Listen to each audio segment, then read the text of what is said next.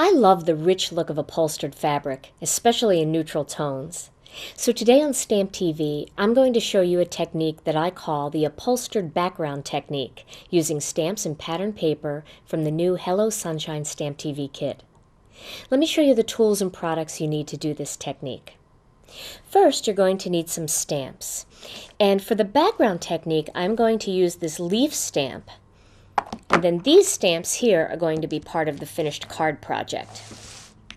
Then you're going to need some ink, and I'm using the Memento Desert Sand and the Memento Rich Cocoa. You're also going to need some Versamark ink. You're going to need an anti-static pad and some clear embossing powder, and I'm using the Ranger Superfine Detail Clear Powder. You're also going to need some patterned paper for this particular technique, and the patterned paper that I'm using comes from the new Hello Sunshine Pattern Paper Pack. I'm using this white linen paper, and here's what it looks like when you cut a sheet. You can see that little bit of detail in there gives it a nice fabric look. So to begin, I'm going to start by running my anti-static pad across this piece of pattern paper. This is going to remove static from the paper, but it's also going to remove any oil that I might get on the cardstock from my fingers or any dirt or debris that would cause the embossing powder to stick to it instead of just the Versamark ink. Now I'm going to use some Versamark ink and this particular leaf stamp, and I'm going to randomly stamp this image all over this piece of pattern paper. Now this can be a little bit difficult to see, so when you are doing this technique, sometimes you have to actually turn the paper a little bit to the side to pick up the shine where the Versamark is so you don't overlap your images. And if you have to do that, that's okay. It only takes a second to do, and this way your images will be nicely spaced. And you can see as I'm laying down these images, I'm turning them from side to side and turning them around so it doesn't create too much of a pattern. I want this to be very random. Now, when you do this in person, you can kind of see the watermark left behind, especially on this particular pattern paper, and that's nice because then you won't have to worry about overlapping too much. And a little bit of overlap here and there is okay.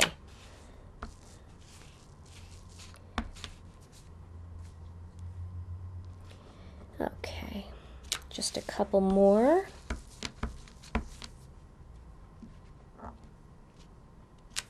I really like the way the Versamark works with the clear stamps. I wasn't so sure about that, whether or not it would work the same way as the rubber, but it really does.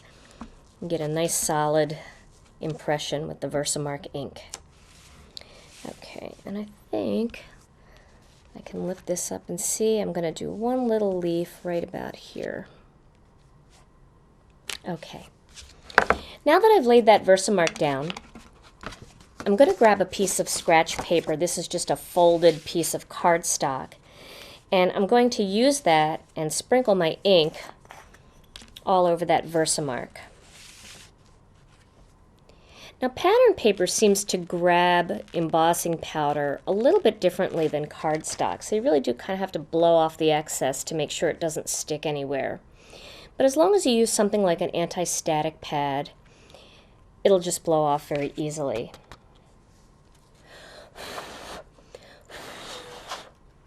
That looks pretty good. You can kind of see, you probably can see that a little bit there. You can see the little impression of the leaves. It's very faint. But once I hit it with the embossing tool, you'll be able to see it very well. And the reason why I use this folded piece of cardstock is it makes it very easy to put the embossing powder back into the jar. Flip that over. Okay, so now I'm going to grab that piece of pattern paper and emboss it with my heat tool. It only takes a few seconds for the clear embossing powder to come up. Once it comes up, you want to move on to the next area so you don't overheat it. and burn it. You want it to stay nice and shiny for this technique.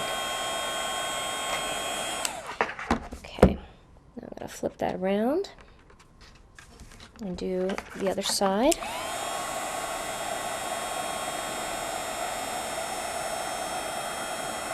You should be able to see that a little bit better now. All of that shine coming out. This is actually very pretty just by itself, so if you're looking for a super delicate background, you could stop right here and just use this piece of paper as your background paper, and it's beautiful. I'll turn it a little bit so that you can see that effect. See that? Isn't that pretty? The way the leaves just shine. Very, very delicate. This might be a beautiful background card for a wedding shower, bridal shower, or a wedding invitation because it's so delicate and it's just nice and shiny, and it's really pretty. Okay, so now my next step is to take one of these sponge daubers and some of the desert sand ink. And what I'm going to do here is I'm going to go over all of the leaves and then kind of just fade into the other areas. So I'm going to go right over the leaves like that. And you can see now what's left behind. The leaves almost have a little bit of a gray tint to them.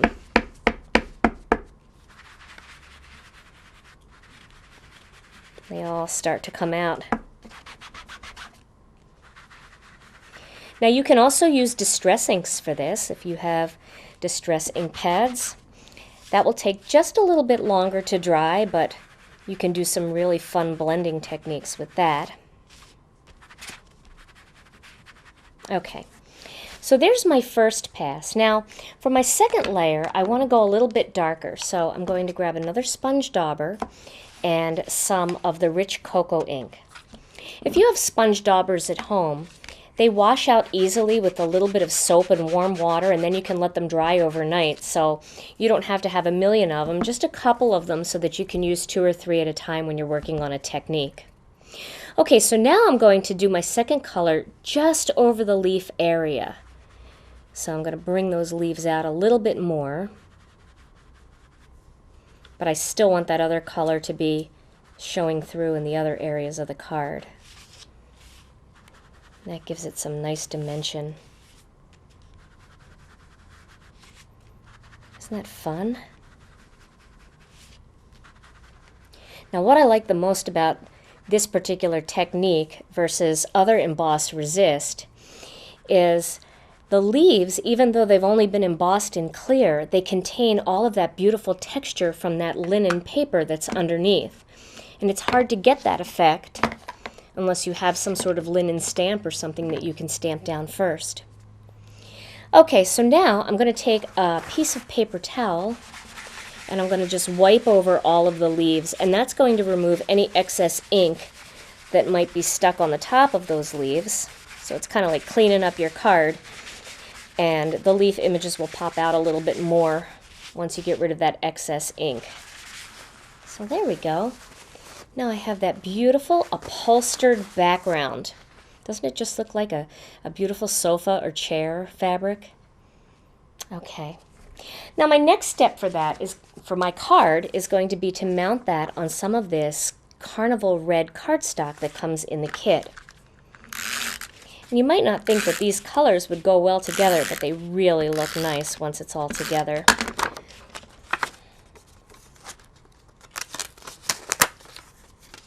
Alright, and let me line that up. Our pattern paper, although it's not cardstock weight, it is paper weight. It's nice and sturdy, so you can really work with it and ink it up well, and it doesn't get too crinkly or warped. So there we go. Now we have that nice little background, that little trim going around the outside. Now I want to show you another fun little thing. I'm going to use one of the tall stemmed flowers from the new Hello Sunshine Stamp TV kit, and I'm going to ink that up with some of the rich cocoa ink.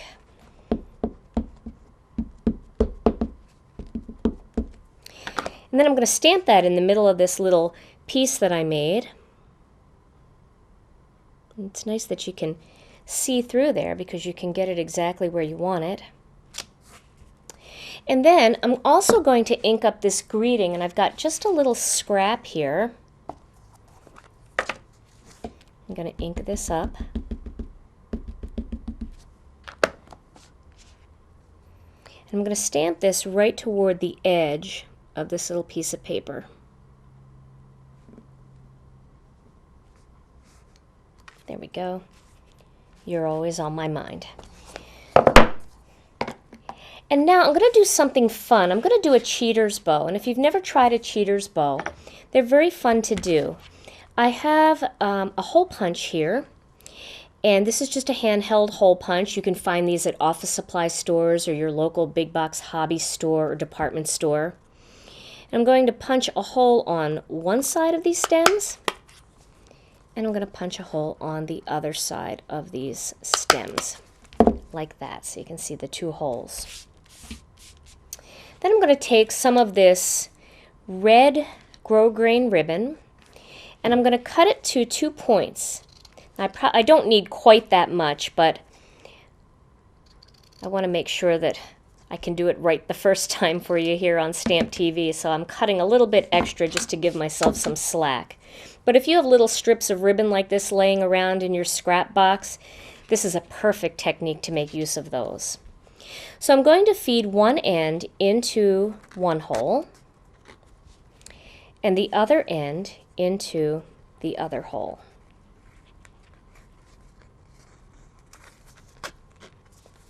So you can see now I have a little loop there and my two strings are coming out the back. Tighten that up a little bit. Now my next step is I'm going to take the one that went into the right side, I'm going to pull it back out the left side. So I'm going to cross them in the back and push that through. You may have noticed that I really cut that to a fine point.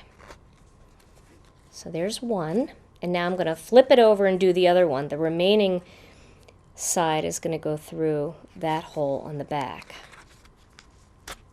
There. And now I have this cute little cheater's bow. I'm going to cut that right there and right there. And if you want it to lay down nice and flat, what I like to do is just put a little bit of tape there and just press it down, and a little bit of tape there and just press it down like that. Let's press that one down a little bit lower. There we go. My end is a little bit ratty there, so I think I'll retrim that. And make that side match. There we go. So there is my little cheater's bow on my flowers. So now my next step is going to be to take this little greeting, and I'm just going to attach it to the side there. And it's okay to put your greetings on the side once in a while. It gives an interesting little twist to your cards. So I'll put some tape up the side, and then I'll just eyeball it here so it looks straight, and add the greeting. Now, you can see I used a scratch piece of paper there for my greeting. Now I'm going to put some 1/4-inch pop dots on the back of this, just to give it a little bit of dimension on my card. And I'm going to pop this whole panel onto my upholstered background paper that I just created.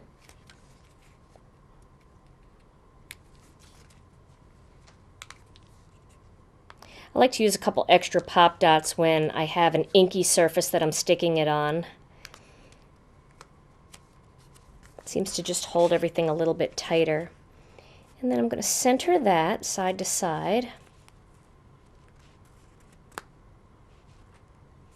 where I want it, and then press down. There we go.